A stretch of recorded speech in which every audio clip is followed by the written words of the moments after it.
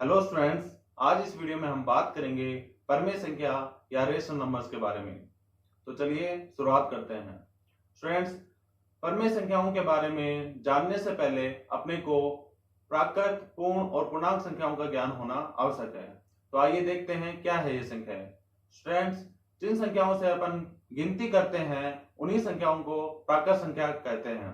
हम लोग गिनती गिनना एक से स्टार्ट करते हैं, अतः सबसे छोटी प्राकृत संख्या एक ही होती है। इसके बाद 2, 3, 4 इस तरह से प्राकृत संख्या अपरिमित रूप से बढ़ती जाती है। स्टूडेंट्स, अगर बात करें पूर्ण संख्याओं की, तो यदि प्राकृत संख्याओं में 0 को भी सम्मिलित कर लिया जाए तो अपने पास में पूर्ण संख्याएं प्राप्त हो जाती है। तो सबसे छोटी पूर्ण संख्या है वह 0 ही होती है। अब यदि पूर्ण संख्याओं में प्राकृत संख्याओं के ऋणात्मक मानों को भी सम्मिलित कर लिया जाए तो अपने पास में पूर्णांक संख्याएं प्राप्त होती हैं। तो उम्मीद करता हूं स्टूडेंट्स आपको प्राकृत, पूर्ण और पूर्णांक संख्या समझ में आई होगी। चलिए अब बात करते हैं परमेय संख्याओं की। स्टूडेंट्स, p बटा q रूप की प्रत्येक संख्या को परमेय संख्या कहेंगे, जहां पर p और q पूर्णांक संख्या है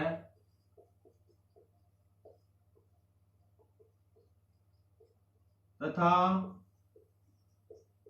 q जो है वह नॉट इक्वल टू 0 होगा। तो p बटा q रूप की प्रत्येक संख्या को परमेय संख्या कहेंगे, जहां पर p और q क्या है, पूर्णांक संख्या है तथा q जो है वह नॉट इक्वल टू 0 है। स्टूडेंट्स, अब अपन कोई भी दो पूर्णांक संख्या लेकर उनसे एक परमेय संख्या लिख सकते हैं।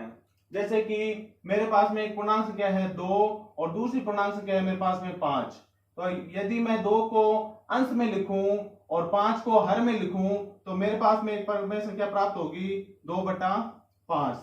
तो इस तरह किन्हीं भी दो पूर्णांक संख्याओं को लेकर एक परमेय संख्या लिखी जा सकती है। लेकिन स्टूडेंट्स, यहाँ पर ध्यान देने योग्य बात यह है कि जो q है वह नॉट इक्वल टू 0 होना चाहिए। इसका क्या मतलब है कि जो भी परमेय संख्या अपन लिख रहे हैं तो उसके हर में 0 पूर्णांक संख्या नहीं होनी चाहिए, 0 के अतिरिक्त कोई पूर्णांक संख्या होनी चाहिए। ऐसा क्यों स्टूडेंट्स? क्योंकि किसी भी संख्या में 0 का भाग परिभाषित नहीं होता है। इसका क्या मतलब है, आइए देखते हैं। स्टूडेंट्स, मान लीजिए आपको 8 में 2 का भाग लगाना है। तो यहां पर पहले भाग का मतलब समझिए। भाग और कुछ नहीं है, किसी संख्या में भाग लगाने से मतलब है उस संख्या में से उस संख्या को बार बार घटाना जिसका भाग लगा रहे हैं। जैसे यहां पर 8 में 2 का भाग लगाना है तो इसका मतलब 2 को 8 में से बार बार घटाना। तो देखिए यहां पर मैं 8 में 2 का भाग लगा रहा हूं, इसका मतलब 8 में से मेरे को 2 को बार बार घटाना है। तो पहले मैंने 8 में से 2 घटाया तो मेरे को प्राप्त हुआ 6, 6 में से 2 घटाया तो आया 4, 4 में से 2 घटाया तो आया 2, 2 में से 2 घटाया तो आया 0। तो इस तरह स्टूडेंट्स अपन ने यह प्रक्रिया कितनी बार करी, 1 बार, 2 बार, 3 बार और 4 बार। तो अपने जितनी बार यह प्रक्रिया होती है वही अपना भागफल होता है। तो इसका मतलब 8 में 2 का भाग लगाने पर अपने पास में क्या आएगा, 4 आएगा। तो इस तरह अगर अब यहां पर अपन 2 की जगह 0 लेके भाजक 0 लेकर बात करें तो देखिए क्या होता है। मान लीजिए इसी 8 में मेरे को 0 का भाग लगाना है, तो अब क्या होगा, मेरे को 8 में से 0 को बार बार घटाना है। देखिए यहां पर मैंने 8 में से 0 घटाया तो मेरे पास क्या आया, 8। फिर 8 में से 0 घटाया तो फिर आया 8, फिर 8 में से 0 घटाया तो भी आया 8। इस तरह से यह प्रक्रिया चलती रहती है और कभी समाप्त नहीं होती। अतः अपन कह सकते हैं कि किसी भी संख्या में 0 का भाग परिभाषित नहीं होता है।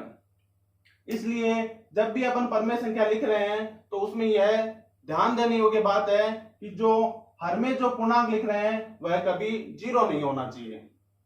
तो उम्मीद करता हूं स्टूडेंट्स आपको परमेय संख्या समझ में आई होगी। वीडियो पसंद आए तो लाइक कीजिए, शेयर कीजिए और चैनल को सब्सक्राइब कीजिए। धन्यवाद।